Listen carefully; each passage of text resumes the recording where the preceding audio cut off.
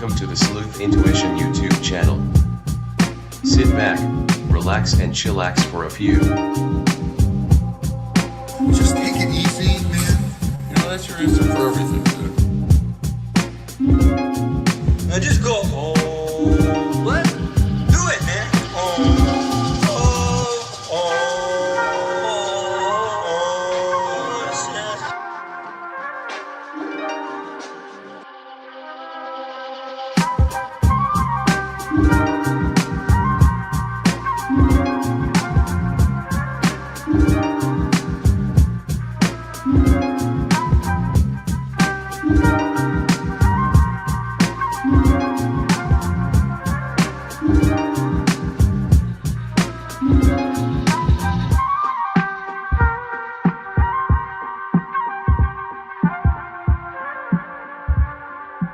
Don't be a scrub. No scrubs? Hit the thumbs up.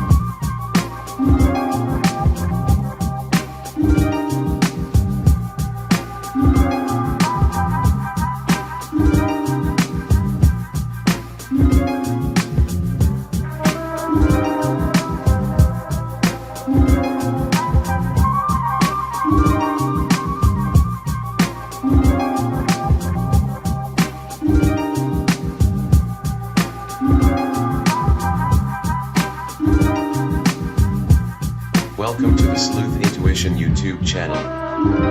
Sit back, relax and chillax for a few.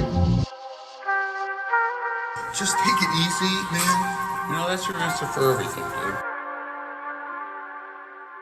Now just go, oh, what? Do it, man.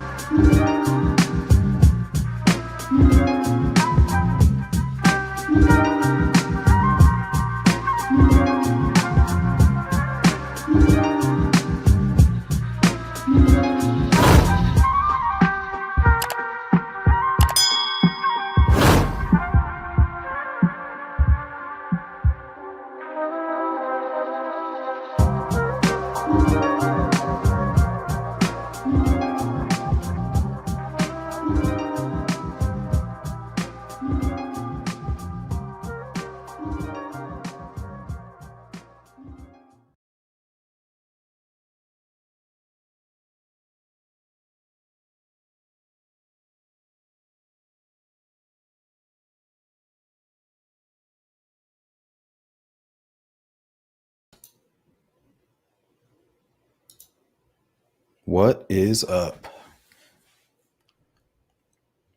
Welcome back to another Sleuth Intuition Live. This one should get interesting. Try to go down one of those old rabbit holes regards to the Delphi case. What type of shoe was it? Where was the shoe? Who found the shoe? Apparently the same person who found the shoe is the same person who had the camera pointed at the two deer who found the girls. Seems odd to me. And come to find out, there was a group of 3 people who chose to go across the bridge, and I'm assuming one of those persons found the shoe. So we'll try to clear up all that information, see what's going on. That just seems really strange. And then all of this crazy rumor mill stuff about a fake video.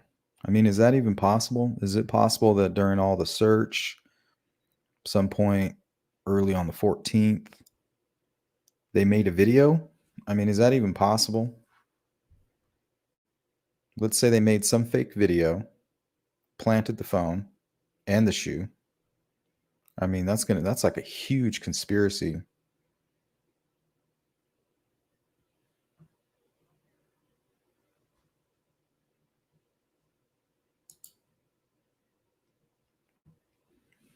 Not sure I'm ready to jump on that.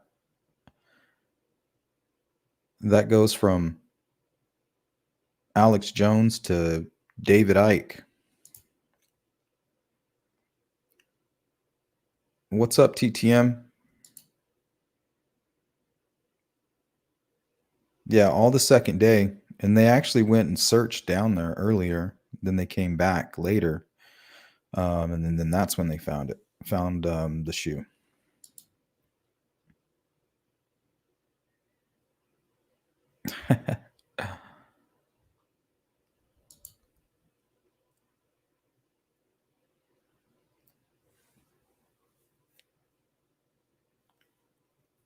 What does that mean, Joe B? Try to alert video somehow.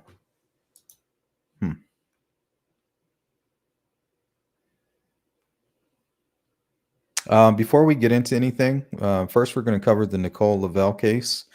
There's a lot of similarities between that case and the Delphi case. Plus, it's just extremely interesting. Gives us kind of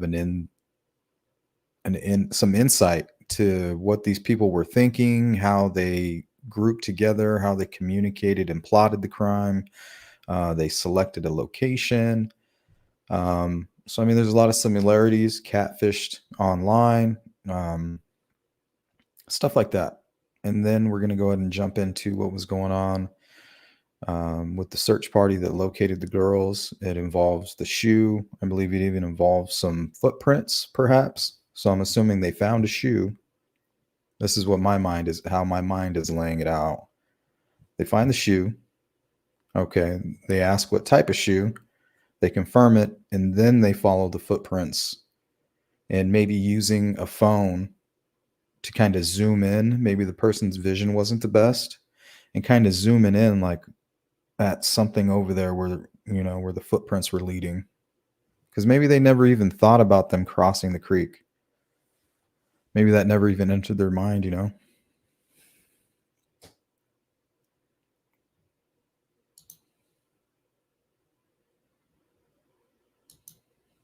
Before we get into all that, I think I'm going to start doing this thing on some of these shows where it's like put a pedo on blast type of thing. But this is something that popped up in my news feed. Afternoon, where police arrested a former Avon Scout troop leader on preliminary charges of child molesting, sexual misconduct with a minor, and vicarious sexual conduct. 47-year-old Kevin Coley of Jamestown was booked into the Hendricks County Jail on June 22nd. That's over a week ago, after being extradited to Indiana from Florida. Police say there are 4 known victims in this case dating back to 2012. The alleged victims were 11, 12, and 13 years old at the time.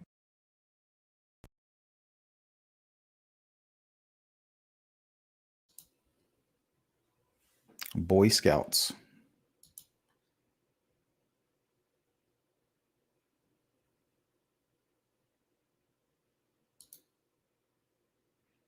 What's up, Digital? Well, looks like we got a full room here, so I'll get the ball rolling here.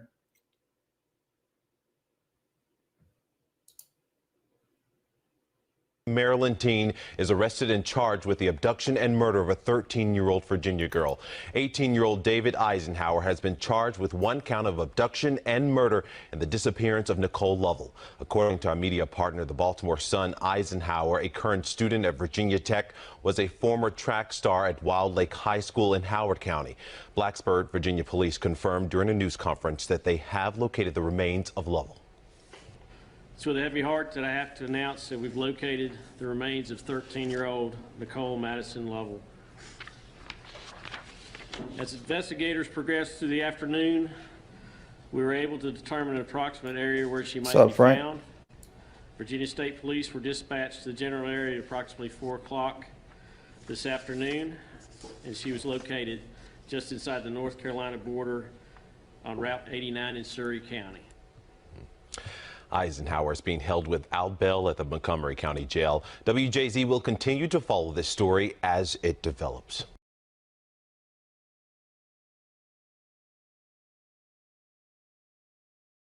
Chilling details about the murder of 13-year-old Nicole Lovell. Her family filing into the courtroom Thursday wearing blue clothes and ribbons.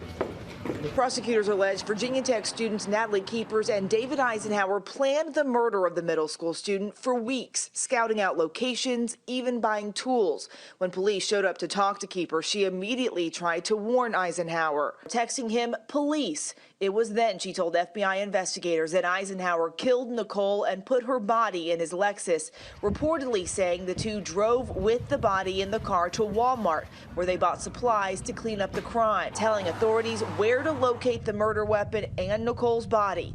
Keepers allegedly saying she was, quote, excited to be a part of something secretive and special. Nicole's childhood friend Carrie Cook says she noticed months ago Nicole was posting pictures on Facebook claiming to be dating an older guy. I went to the officer at my school and wrote down his name on a piece of paper and handed it to him. The Blacksburg Police Department responding saying if a student had reached out, the officer would have acted on it through the appropriate channels. Did you make this up? No. I think if he would have done something, then he would have seen all the guys that were on her Facebook and he could have stopped all this. It's been nearly 2 weeks since Nicole went missing. Investigators tracked the last messages from her phone to Eisenhower, the former track star, admitting to police he communicated with the 13-year-old, saying he saw her the night she disappeared, but saying he left and went to a close friend's dorm. That close friend, Natalie Keepers, seen here in video posted on YouTube in 2014. 1 in 5 people don't have jobs. Keepers' father, an aerospace engineer, broke down in tears at the hearing. Her family stunned. Keepers was denied bail. Her mental health history already being called into question. Her father saying in court, something's wrong, not my daughter. Amy. All right, Eva, thank you for the latest update on that. My daughter, Nicole Lovell, Coley is what we called her. She was born May 3rd, 2002. Shortly thereafter, we started to notice changes with her abdomen. After many tests and scans and blood work, she was diagnosed with hemangiendothelioma, a rare tumor in her liver. At the age of 10 months old, Coley received a liver transplant, fought for her life. After the transplant, she was able to come home at the age of 1. Coley tried to live a normal life up until age 4, when she was diagnosed with non-Hodgkin's lymphoma. At this point, we almost lost her for the second time. She fought once again, but after that, it wasn't enough. Coley developed acute respiratory distress syndrome, ARDS.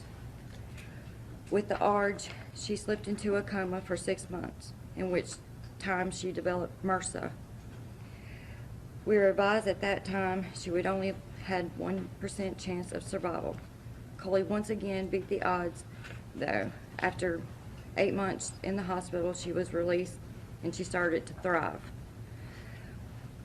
Coley had a passion for pandas, music, dancing, dreamed of being on American Idol someday. Her favorite color was blue. Nicole was a very lovable person. Nicole touched many people throughout her short life.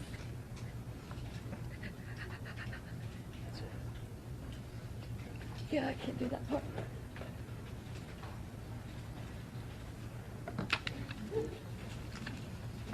The last part here just says, our hearts still ache and sadness and secret tears still flow.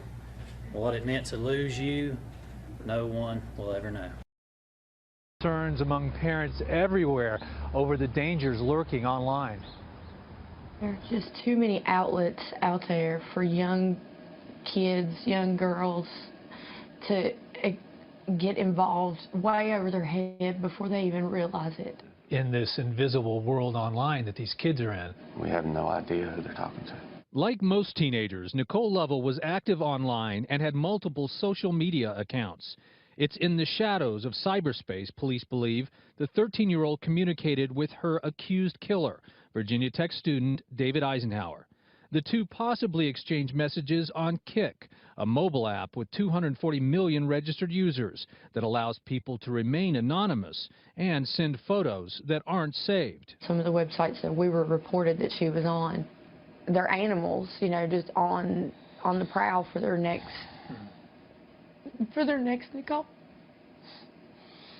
The mystery surrounding Lovell's death is haunting parents across the country and forcing them to ask themselves who their kids are talking to online. You have 13-year-olds who have 1,400 followers on Instagram. They're sharing a lot of that personal information with total strangers. Detective Edward De La Fuente investigates cybercrime for the Milburn Township Police Department in New Jersey.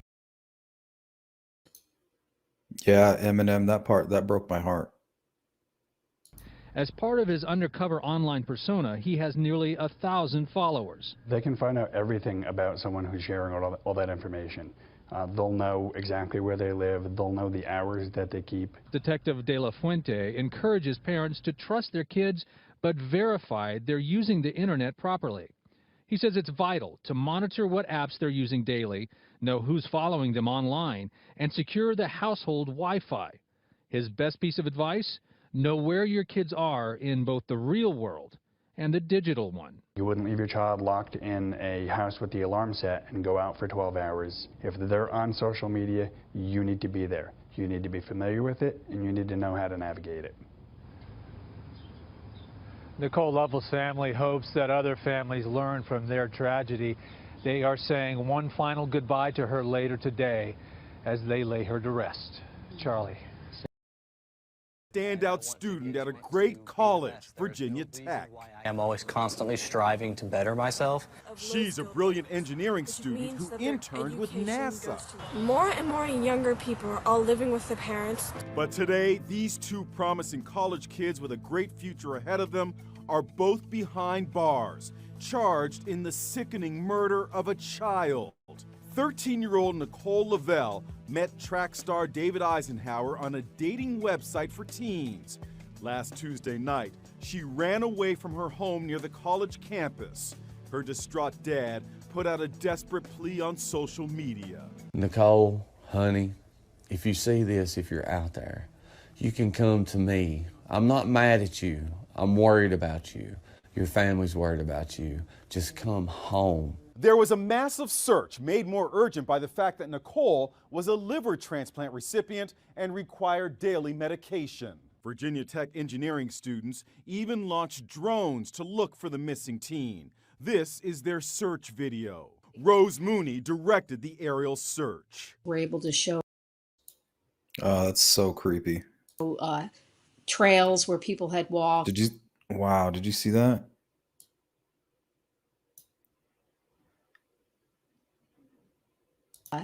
Trails where people had walked and areas Crazy. that she could have followed. 18-year-old David Eisenhower was traced through Nicole's computer and placed under arrest.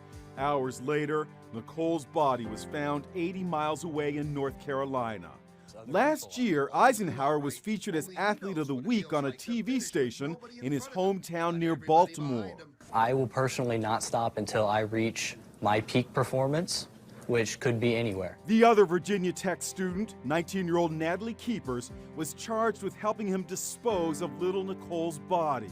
The murdered child's father posted his heartbreak on Facebook. Devastated to learn that my daughter has been found dead. I'm so in shock, I know nothing more to say. I'm broken. In the murder of a 7th grade girl will remain in jail. A judge today denied bail for 19-year-old Natalie Keepers. She's accused of helping to plan the murder of 13-year-old Nicole Lovell. She is also accused of helping dispose of this girl's body.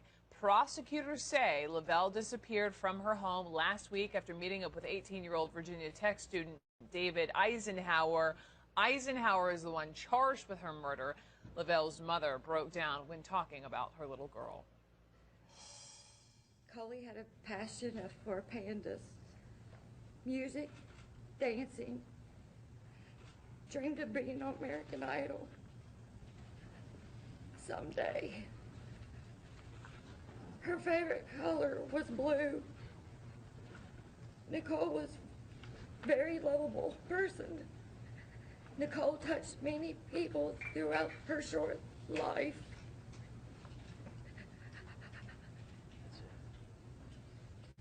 Yeah, I can't do that part. Oh, that mother. Martin Savage is following this one for us today. And with regard to what happened in court, what happened?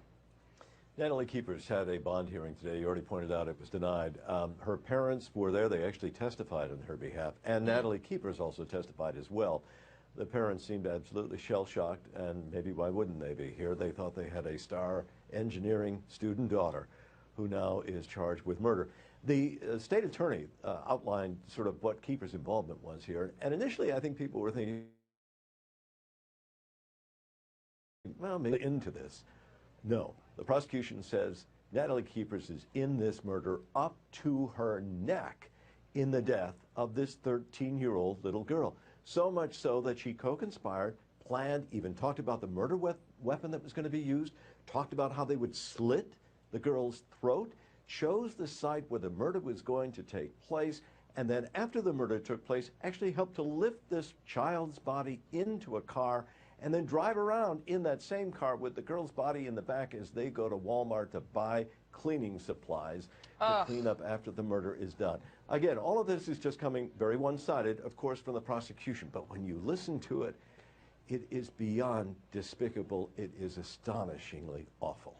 And is that the reason why then when she was initially arrested and then prosecutors piled on these additional charges? Apparently, once authorities came to her, and they did, they came to her literally in the middle of the night and pretty much said, we're on to you here. She began spewing everything, again, according to the prosecution. She began revealing all the information about the planning. The other interesting thing here is that she never met the victim. She was apparently instrumental in this victim's death and also the handling of the disposal of the body, but she never actually met her, which in kind of a sick way is really bizarre. And then on top of that, she herself was bullied. She testified, at least at the hearing today, thrill kill, which is a stunning admission since the girl who is the victim here, we know, was bullied herself in school. How does this happen? How does promising young Virginia Tech students come together in a murder? How long the man convicted of murdering a Blacksburg teen, Nicole Lovell, will be locked up. A judge sentenced him to 75 years, 10 years for Nicole's abduction, 60 for her murder, and 5 for hiding her body. 15 of those years will be suspended. Our 10 News cameras were in the courtroom all day as David Eisenhower came face to face with the family of the young girl he murdered.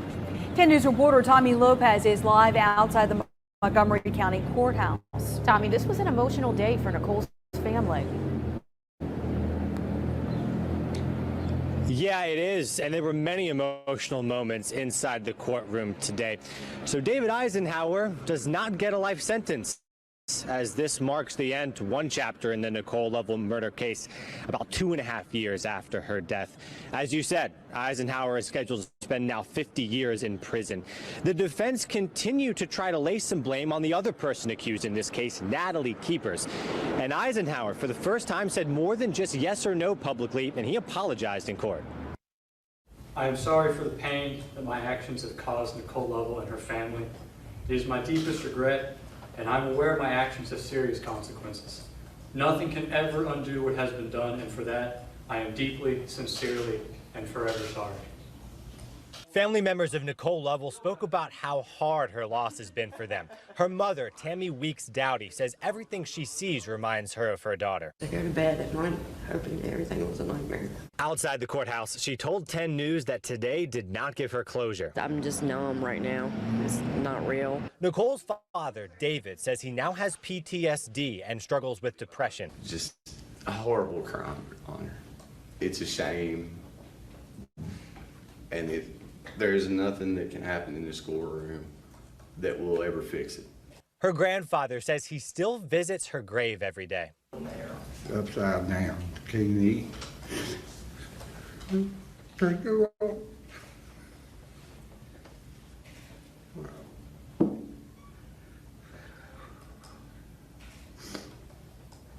We don't eat, play, we don't sleep. The defense focused much of its witness questioning trying to establish that Eisenhower is easily influenced by others. Mental health professionals testified that Natalie Keepers, who awaits a trial for being an accessory in this case, orchestrated the crimes, and Eisenhower would not have wanted to kill Lovell without her influence. I think she was the mastermind. I think she is the driver of the process. I think she's found somebody that she can manipulate. And the judge questioned that argument. Both the prosecution and the defense team say that they don't want to comment publicly right now until after the Natalie Keepers trial. That is scheduled for September. They say they don't want to influence proceedings in any way there. Eisenhower's defense team suggested to the judge that he go to a facility that can have some mental health treatment resources that he can benefit from. Live in Christiansburg, Tommy Lopez, 10 News.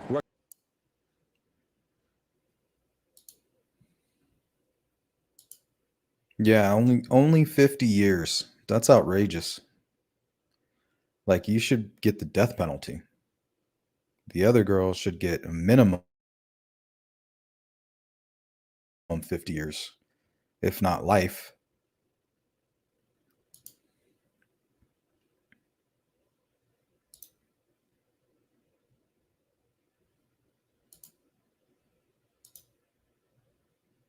Yeah, he didn't seem sincere at all to me. And I wouldn't be surprised if the same situation that we have here is going on with Delphi. You know, both those people were pretty smart. You know, book smart anyway.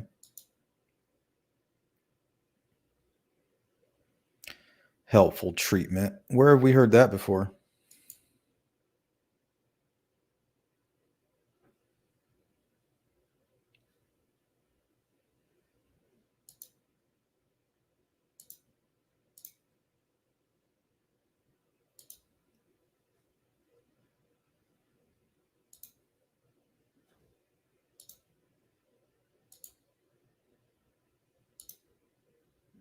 All right, let's jump right into this.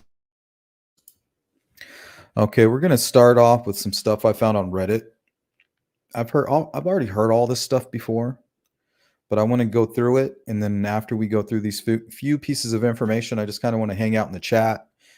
Feel free to call in if you want to, and we'll just kind of talk about it after that. This first one says, this was actually a post here.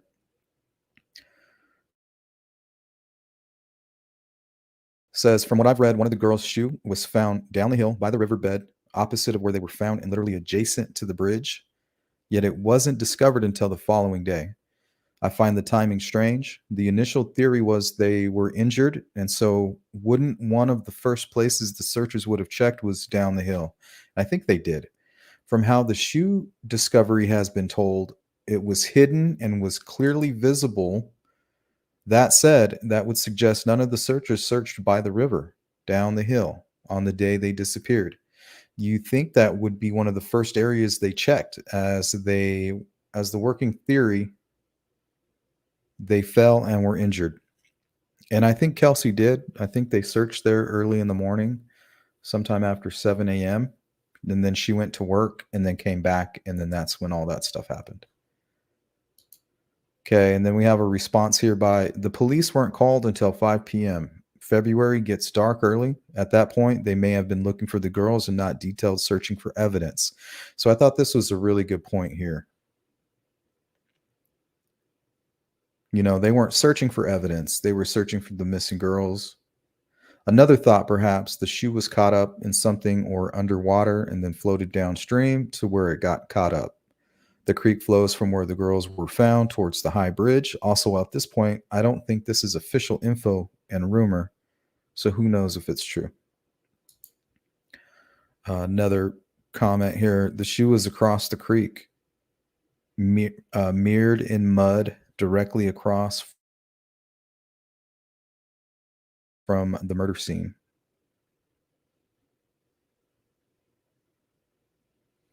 And then it looks like here the person who made the post, Decafly13.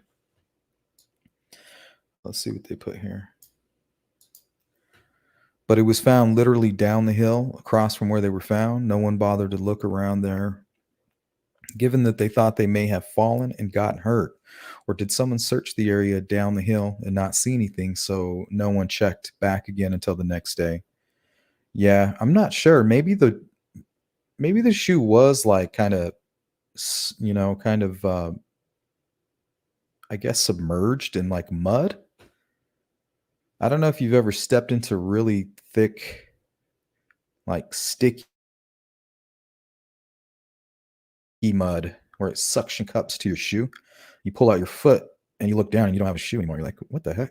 It literally will eat your shoe.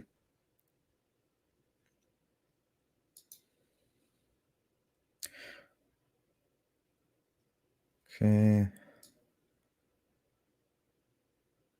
J Betty 567, she commented here, the end of the bridge is literally the end. There is no more trail. You can bushwhack your way through, which is what I believe BG forced the girls to do, to push through the brush. I'm not sure. I agree with that. It's possible though. So down the hill, through the brush, not marked. Yeah, see, these are all pretty much uninformed comments. So let's take a look here.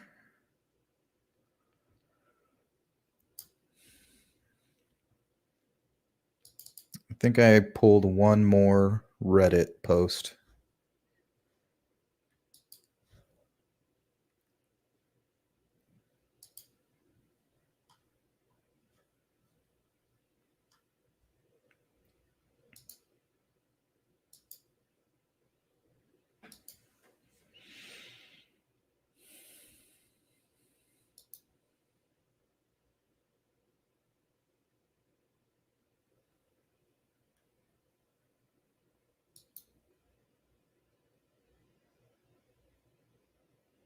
Yeah, they weren't like street smart.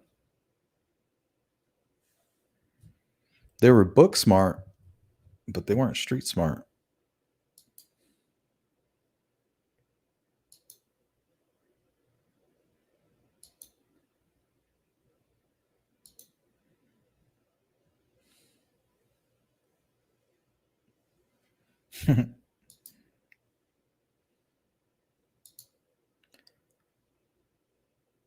Yeah, especially after 5. That's why I like that comment, because it makes sense. You know, they could have been looking around. It's getting dark. And they probably, I think that would have been one of the first places they searched. But even with the trees being, pretty tall and shady, that area kind of being tucked down, like the sun would have been, you think, behind all of those trees and that little bank there. But this Reddit post was by, I think this was a comment by Alex the Rockstar. I totally agreed with it. We're going to give him the Samuel L. Jackson right off the bat.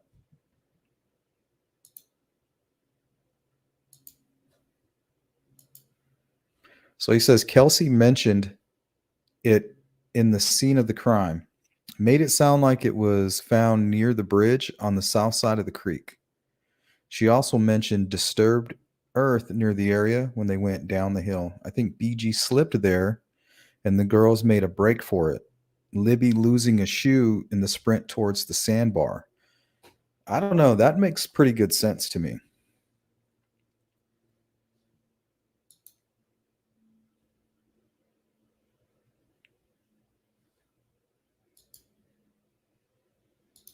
Yeah, that makes perfect sense, actually.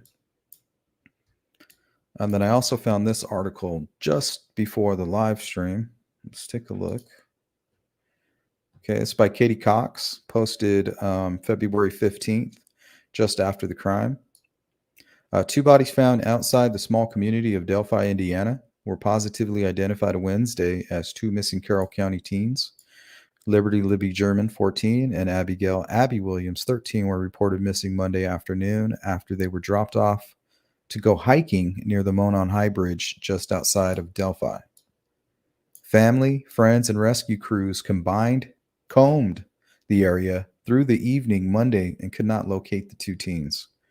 2 bodies were found by volunteers on Tuesday, less than a mile from where the girls were originally dropped off. The bodies were found on private property, about 50 feet from the shore of Deer Creek. Sources tell Call 6 investigates that the set of footprints are what led volunteers to the area the bodies were found. It wasn't until Wednesday afternoon that the bodies were positively identified as the missing girls. So there's the mention of footprints. So I'm assuming they see the shoe, they confirm the shoe with Kelsi. They look around, anything around the shoe, they see the footprints. The footprints are pointing in a direction, right? So they look in that direction and they're kind of looking, maybe with squinted eyes, like, what, I kind of see something.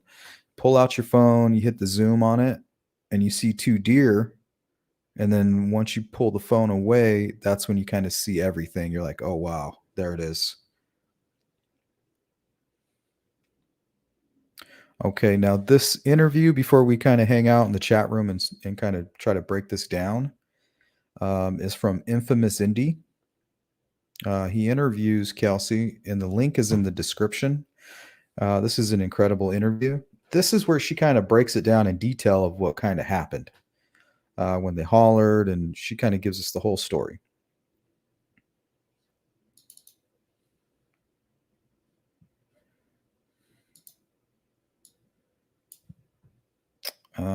So let me make sure I have the audio attached.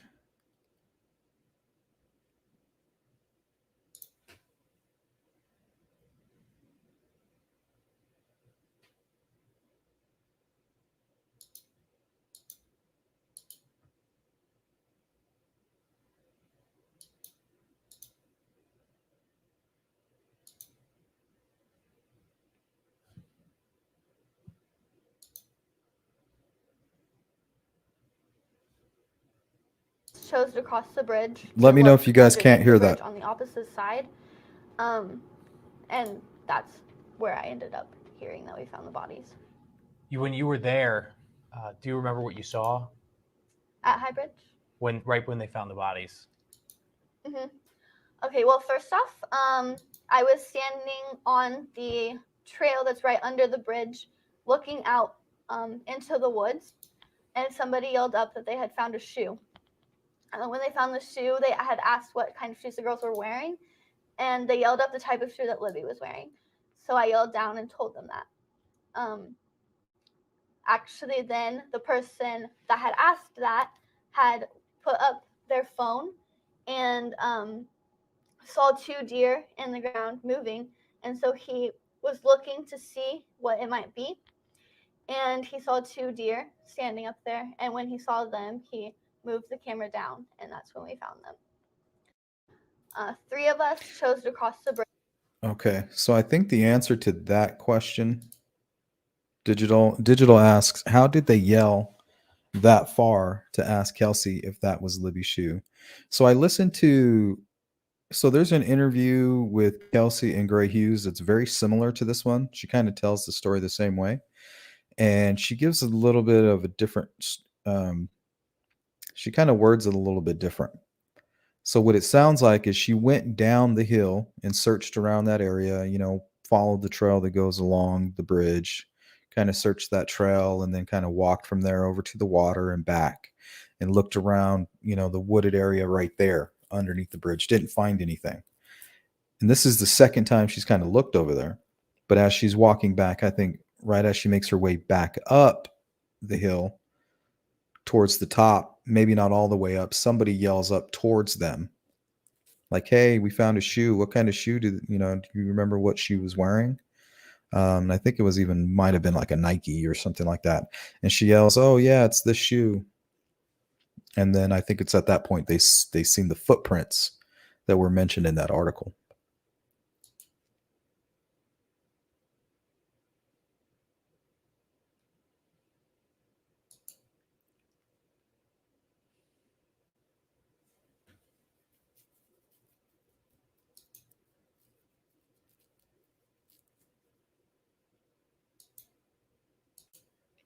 Yeah, Frank, and that seems to be like right around the time everybody started showing up to help.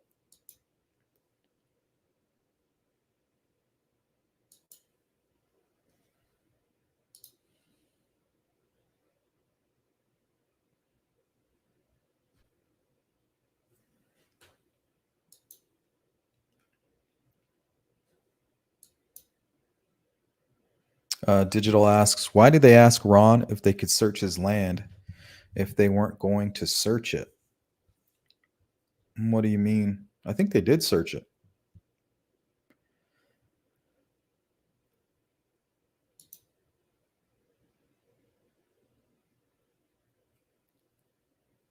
I've heard statements by people out there saying that they actually did search that area that night.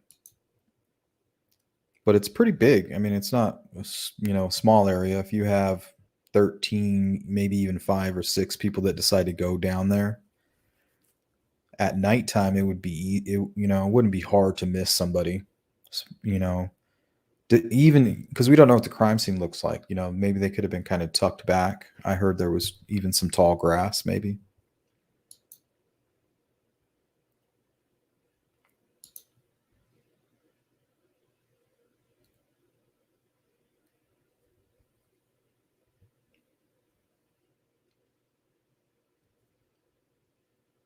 Yeah, running, falling.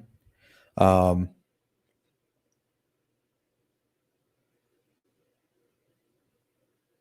who knows?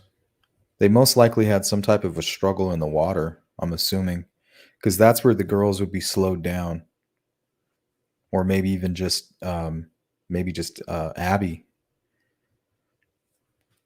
I mean, Libby was a strong swimmer. She probably right across that thing.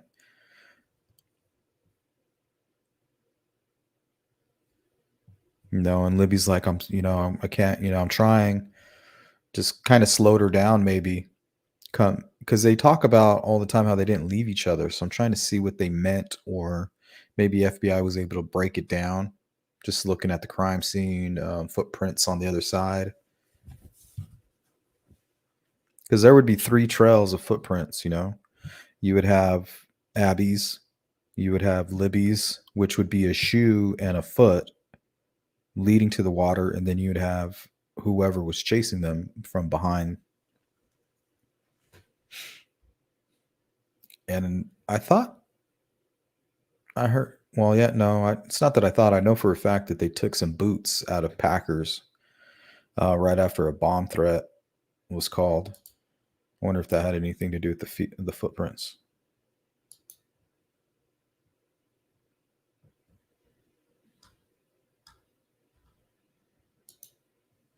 What's up, Rain Dancer?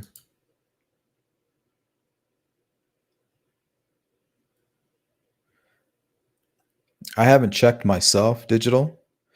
Digital asked, stupid question. Did Ron own land on both sides of the creek, or was it all his land on the same side of the creek? I believe, from what I've seen, I haven't checked myself, it's all on the same side. It kind of like runs along the border of the cemetery. And then the edge of the bridge. And then, I think it actually doesn't even go that far.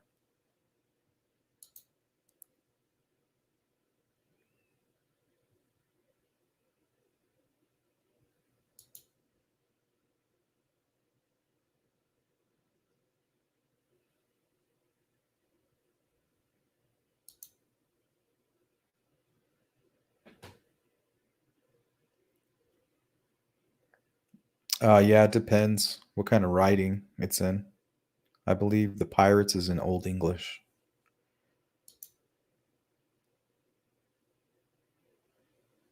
Yeah, something. They haven't made mention of that, which is strange. Maybe that's something they're keeping close. Maybe they have a shoe size. And when you send in a tip, they're like, no, it can't be that guy.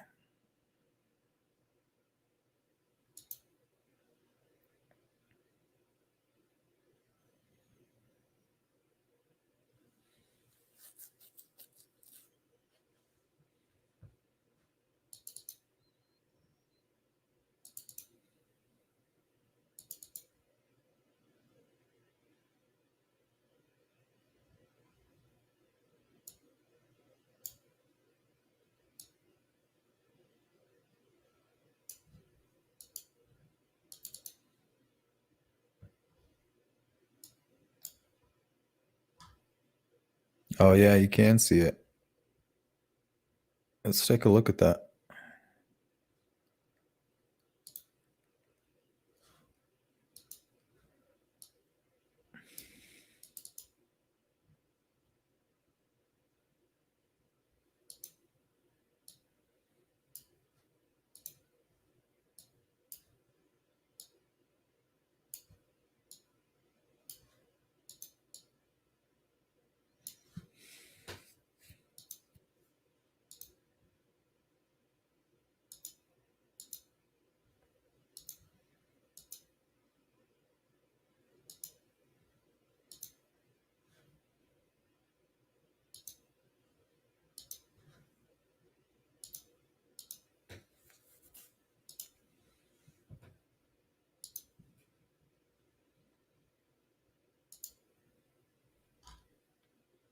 All right, Lynn says you can see a footprint in the picture of J. Kyle Kenner took at the creek bed. Yeah, I think he got in trouble for taking pictures down there.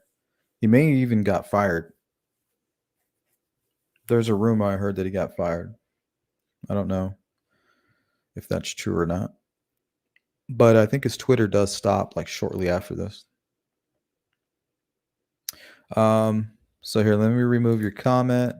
I saw something right here that looks like a footprint.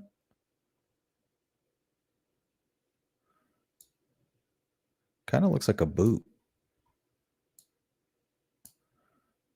So what they do, stomp up there? Like, what the hell?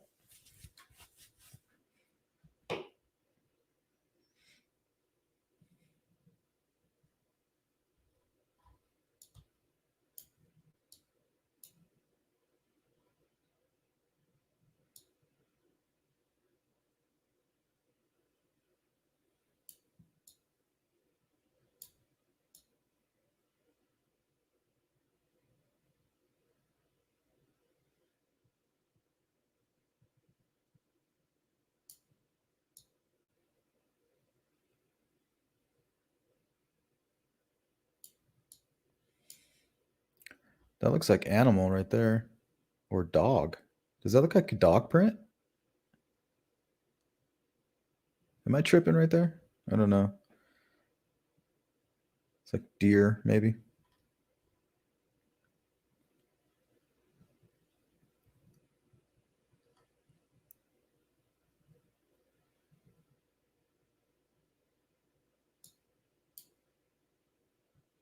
Now, did they pull this tree out or was it already out? Looks like it was already out for a while. Just based on the way this stuff's kind of laying on it.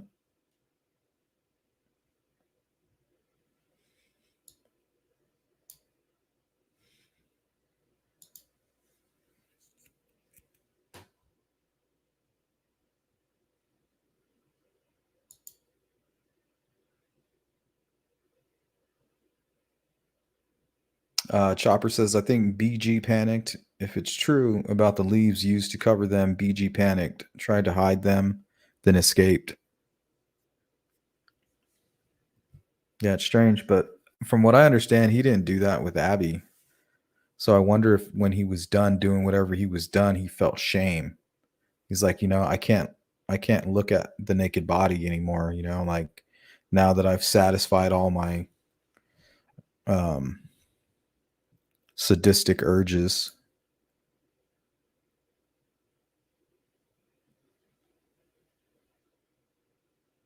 Yeah, I think if they knew the area and they got picked up, they got dropped off and were expected to be picked up maybe near the Mears lot, or just knowing that's a safe zone, they could have been trying to get, in that direction, and they know that they could get out of there through the cemetery. So it may have nothing to do with what the killer was planning to do. It could have just been what they were doing, and the killer was, trying to get them before they could basically tell on him. And then after it, I'm assuming he went around maybe picking up clothes, trying to cover things up, because there's some missing time there.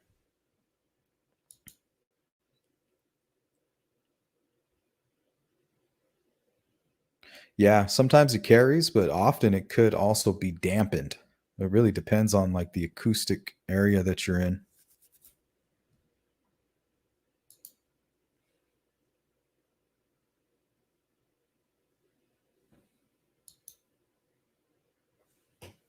Yeah, that's what it seems like.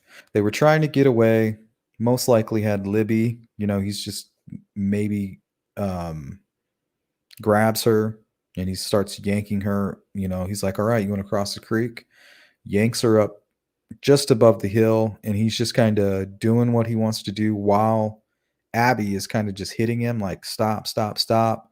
And I think that's when he just to stop her from, making a fuss, I think he attacks her real quick. And I base that off of the Erskine texts. It says they knew what they were doing with Libby. So I'm thinking they may not have known what they were doing, but it was quick, like some violent attacks that happened to hit her in some very fatal areas. I think I have another image here. This one might be a close-up.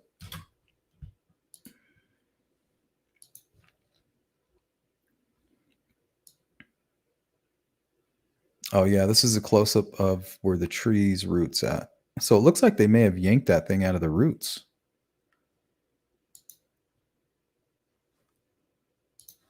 What do you guys think? Check that out. Right here, it looks like they yanked it. Kind of looks like they may have yanked it out right here.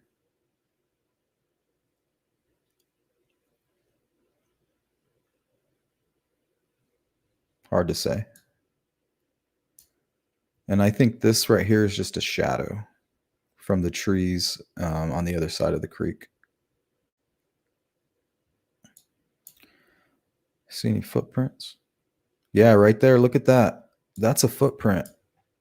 Check that out. Yeah, that looks like a boot. You see it?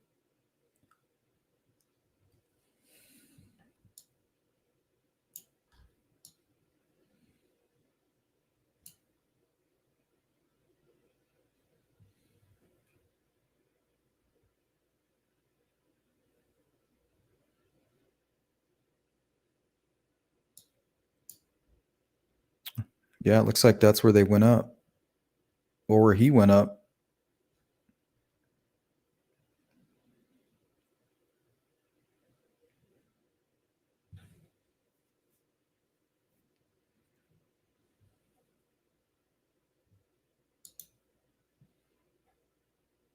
Hey, Callie. Yeah, this must be the other print. So if you look up here, there's the other one. So that's the left print. So here's a right. Let's look at the distance between those. That's pretty big step. Let's compare it to Slocum. Or Leggett, sorry. Maybe there's two more prints. See, left or right foot, left foot. So I'm wondering, maybe they grabbed the tree and slipped right here. That almost looks like a slip. grabbed the tree and possibly slipped? No?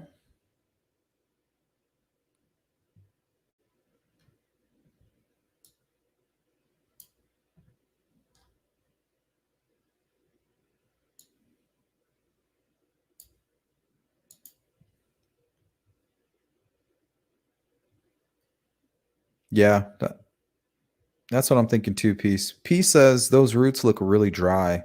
Let's take a closer look. That says the roots look really dry. I think it's been uprooted for a while, just my opinion. But I do have a lot of tree planting, and it takes a while for roots to dry like that, not just a few hours. So what I'm thinking, Peace, is that the roots were exposed already and they snapped right here. You see it?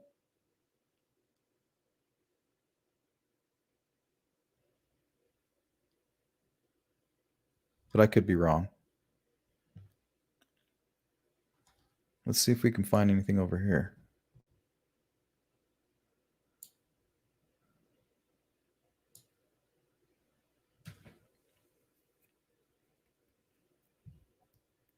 Yeah, that's steep as shit. What if the killer just took this way to get ahead of them?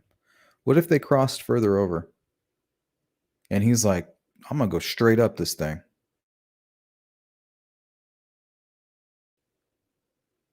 Because that's what it looks like he did. Look, footprint right there. And it looks like he slipped, or somebody slipped right here.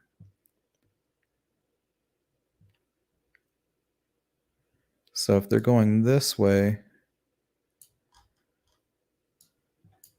maybe we can see a handprint or something.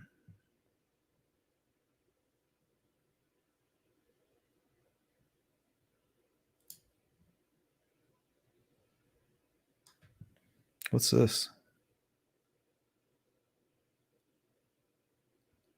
That almost looks like another impression.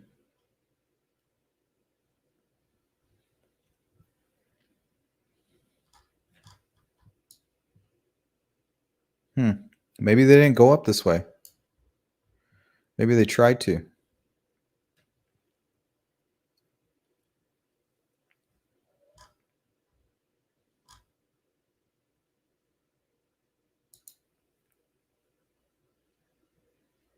Yeah, in September, I hope so.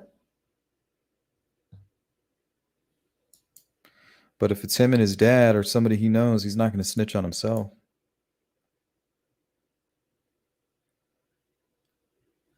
Step on tree? Okay, let's look on the tree here.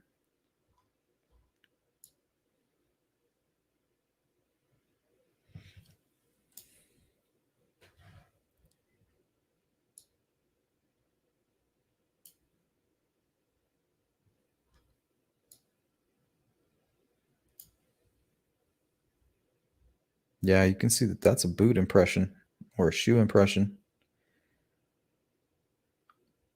So right foot, but this left foot, if that's the left foot, is so far up.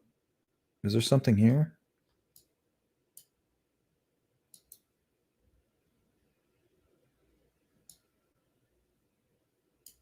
Let's pull the other one up real quick.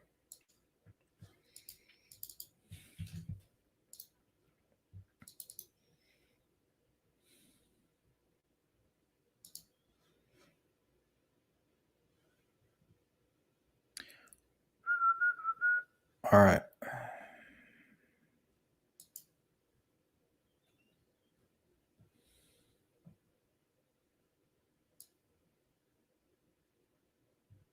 Okay, so we know the footprint.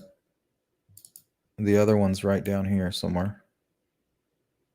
Like right there. And there's this one. So it would be right foot, left foot, right there. So there's the other impression. Look, that's a boot. That looks like a what are they, like Doc Martens? Or your typical work boots. Or even right here. See, this looks like a slimmer. Man, that's crazy. What the hell's that?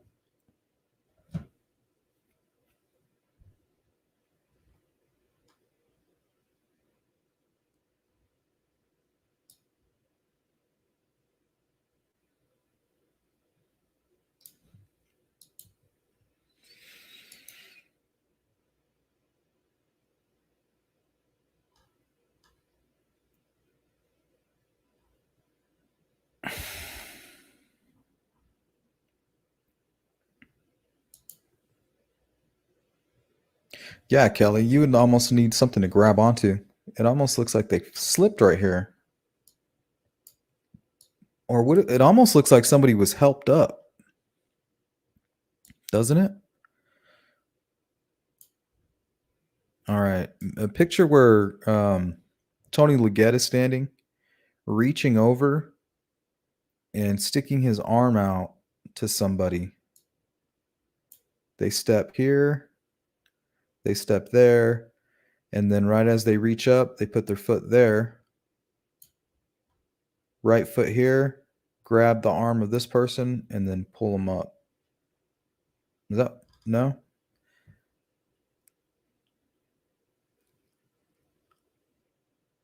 Yeah, and this kind of looks disturbed right here too.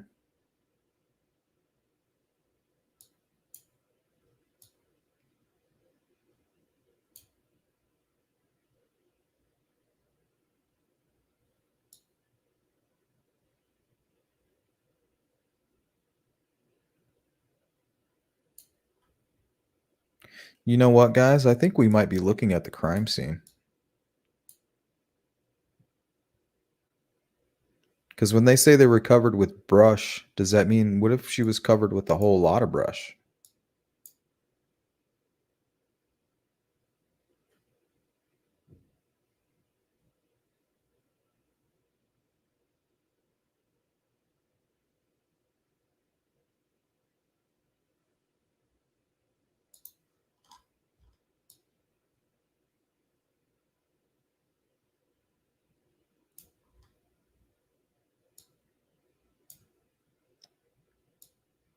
I don't see any more footprints.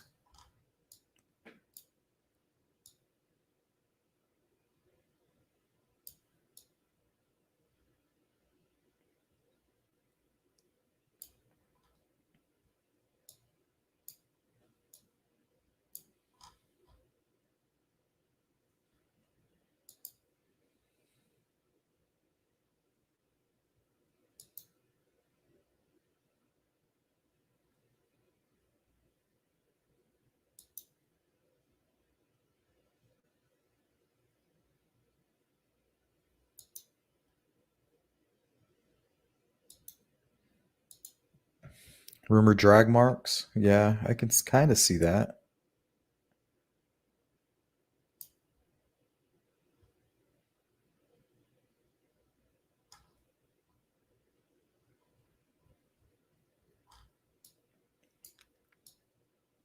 I'm just concerned with this pile of brush right here.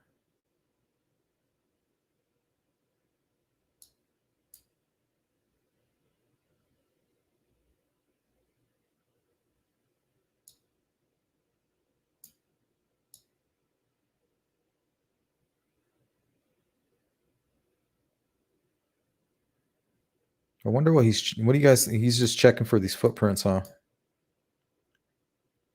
But I only see one set.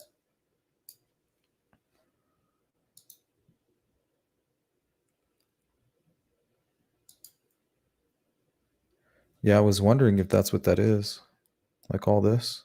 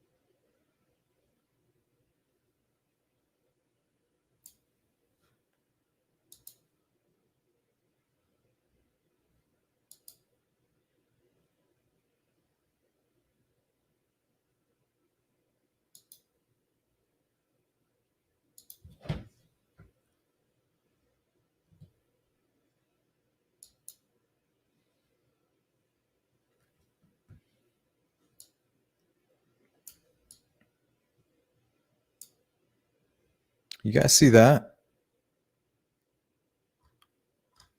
And this looks disturbed.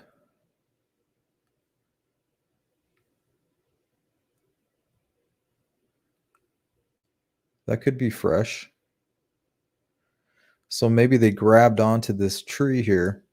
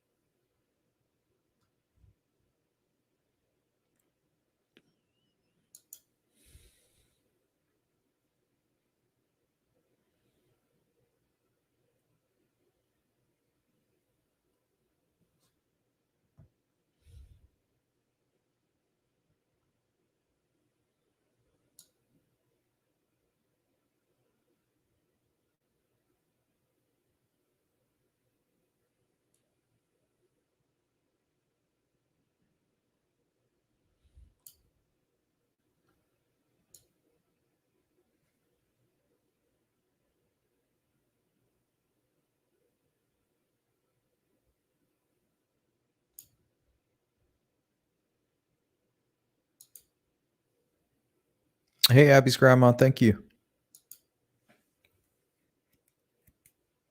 Public Art Critic says, my theory is developing. Feels to me that many of the big names that we know in this case, such and such, probably 10 others know what happened to the girls. Yeah, I think old-fashioned journalism is going to be what gets this thing taken care of.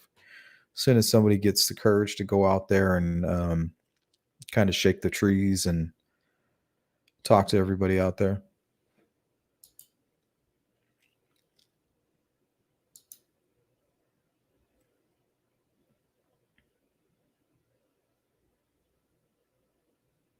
Yeah, there's a lot of deer out there too.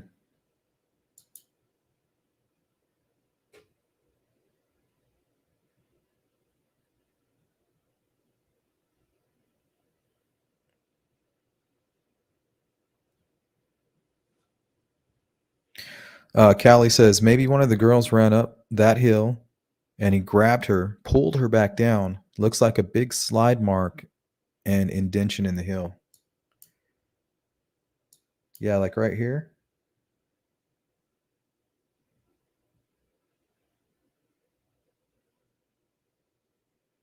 Almost like a knee.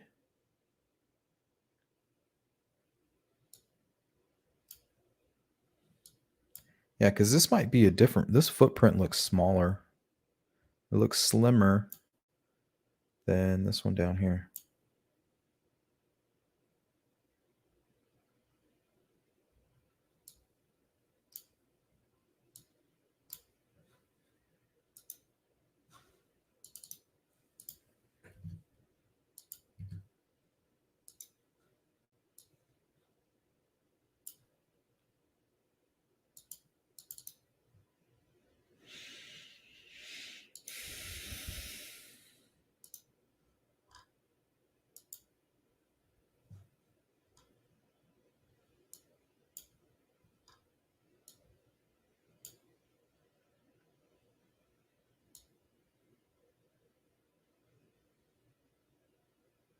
Yeah, that looks like a knee too, right?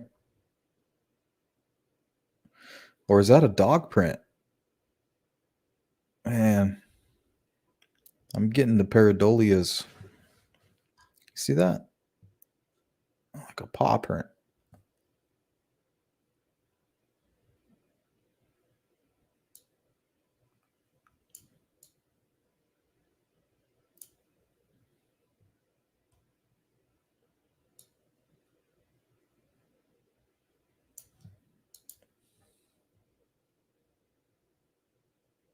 Yeah, they solved it quick. It was like within a month. And it was extremely complex. Two smart people.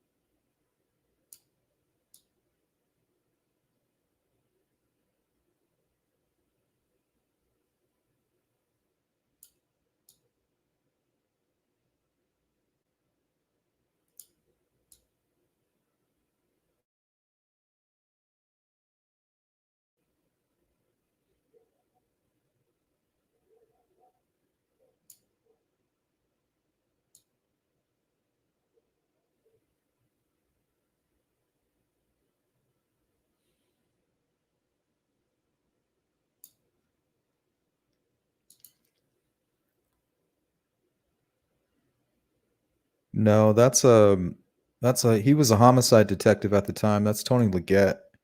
He actually became lead investigator for a while out of Carroll County. I've spoken with that guy. What's this? Nothing.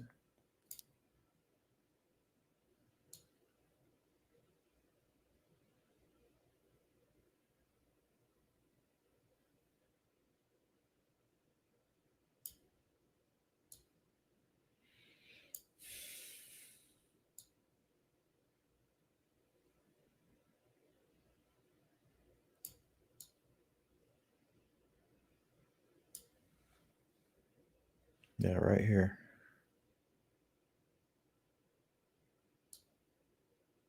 Yeah, they definitely went through that creek, huh? Well, somebody did.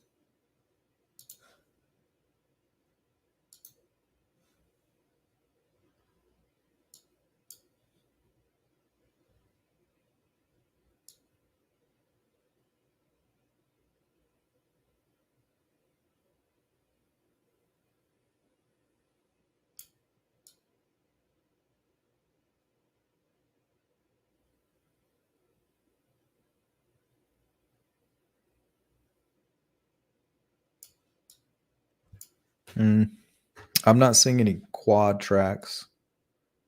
And I don't think you could ride a quad up that thing.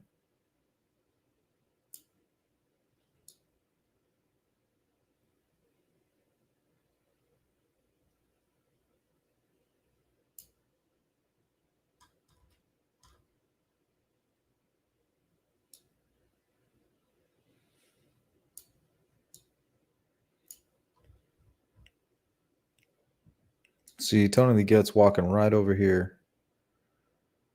He's coming to check out what they were talking about over here.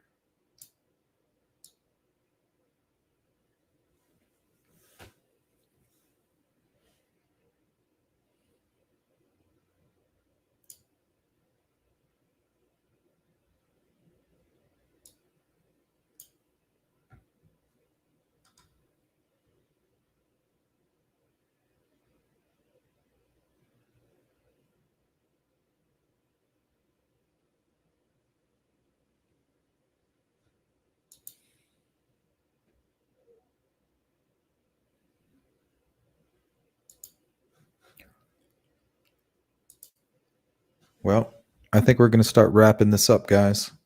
So if there's anything you wanted to address, let me know. Yeah, I'm not sure. Picture is playing some tricks on my mind, but it looked like there were some dog prints. If there's some paw prints there, that could explain a lot of the stuff that was going on with the search warrant with Keegan and the unknown fibers and the quote unquote science element.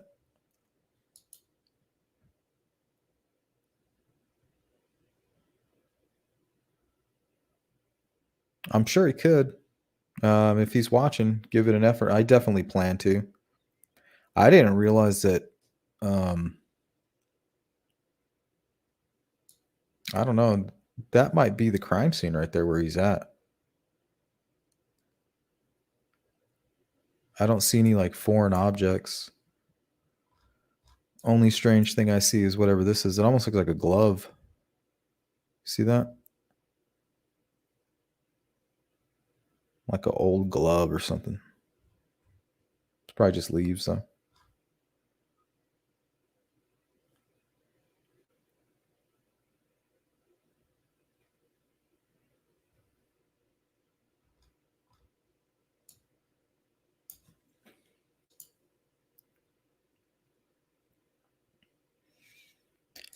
Yeah, I've often suspected that there was an ATV or a quad used back there because they could park it at the crime scene or park it under the bridge and then convince the girls to jump on with him and then just cross the creek.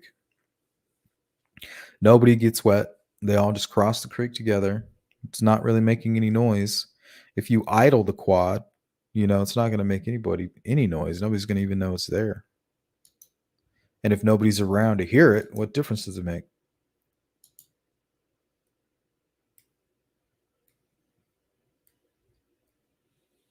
Yeah, that's possible. They set a trap.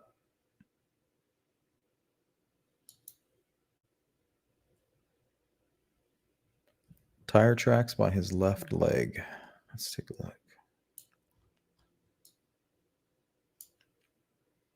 All this. This actually looks like another footprint. See all this?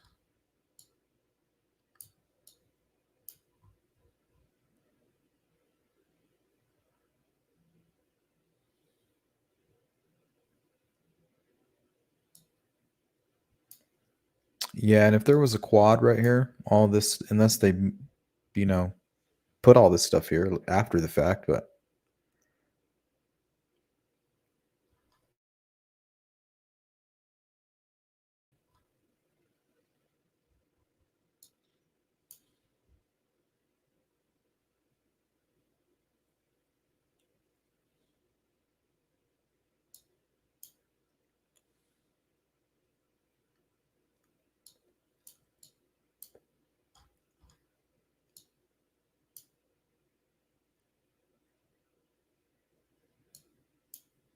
Oh, his left foot over here.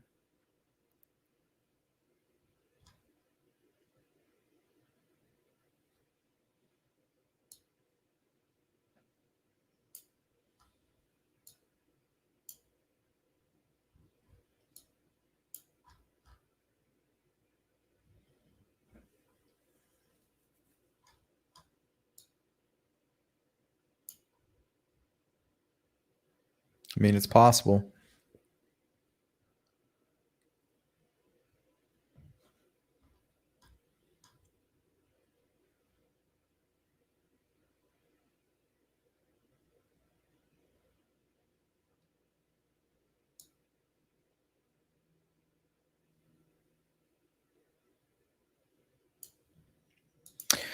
Well, anyway,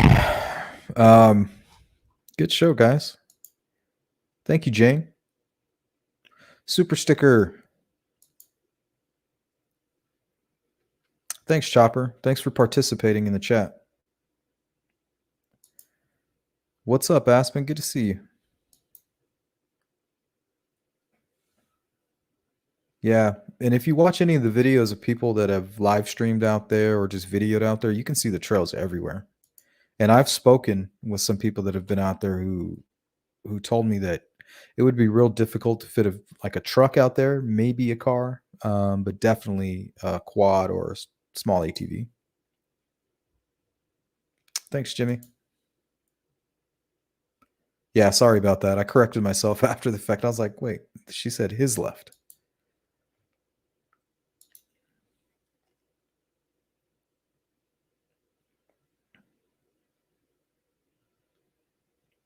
Yeah, I wonder if quads are part of the whole corruption of the crime scene. I wonder if that had anything to do with it. The other picture? Well, I already pulled up the other picture when you said other picture.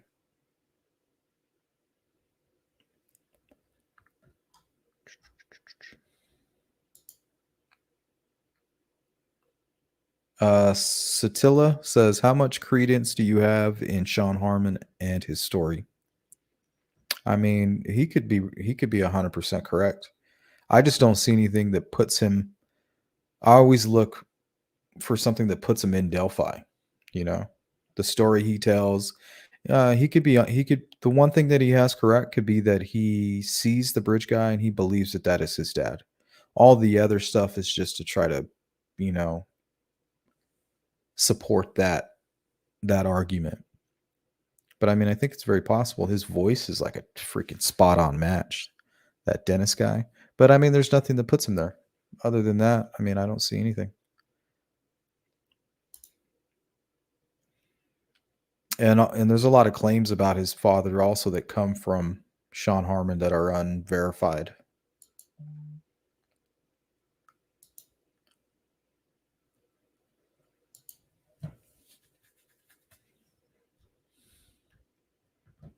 Could be a smear campaign. We all see how those play out.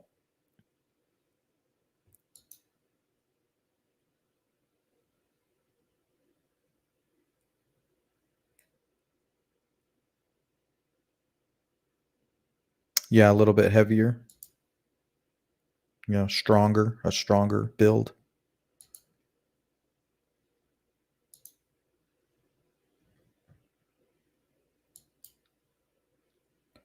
Thanks, D. Good to see you as always.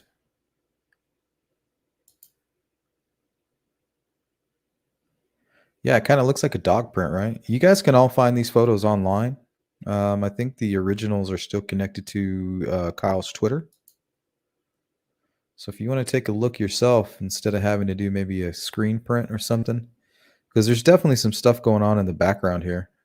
I have a feeling right behind Tony might even be the crime scene. Looks like a bunch of stuff like piled up. So in my mind, originally, I just thought maybe it was a couple leaves and twigs, but maybe somebody actually like took the time to literally try to hide them.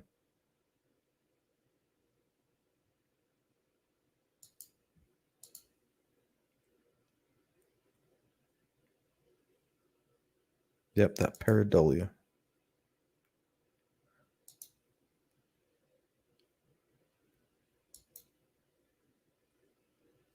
Yeah, good to see you, Vanessa.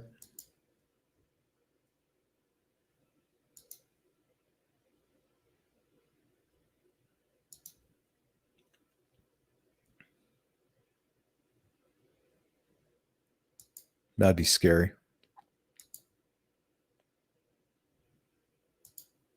All right, guys, caught up on the chat. I appreciate you guys helping me out with this theory. I woke up this morning and I was like, man, like we really don't know a lot about what's going on with the evidence that was found and how they were spotted and things like that. So we'll revisit this idea and this theory and because a lot of the really the only source of all this information is Kelsi. And we know that she's been wrong in the past. It's not that she's been wrong. She's just been told information. And her being a source of information, she's relaying that information and it may not be 100% accurate. Kind of like the whole technology stuff with, and she could still be spot on. We don't know. But you got to take it with a grain of salt. Either way, it's information. We're going to take it and we're going to process it and try to keep it from running through the rumor mill too bad. And we'll try to push that stuff to the side as much as possible. All right, guys, well, take care. Have a safe rest of your day. It's been a pleasure. Thanks for joining me. And anybody watching the replay, sorry you missed it. Leave a comment. Let me know what you think about the whole shoe situation. Was it stuck in the mud? The prints, are they referring to those prints right there? Did they see those prints? Look up and then see the crime scene there? Let me know in the comments what you think. Take care, guys.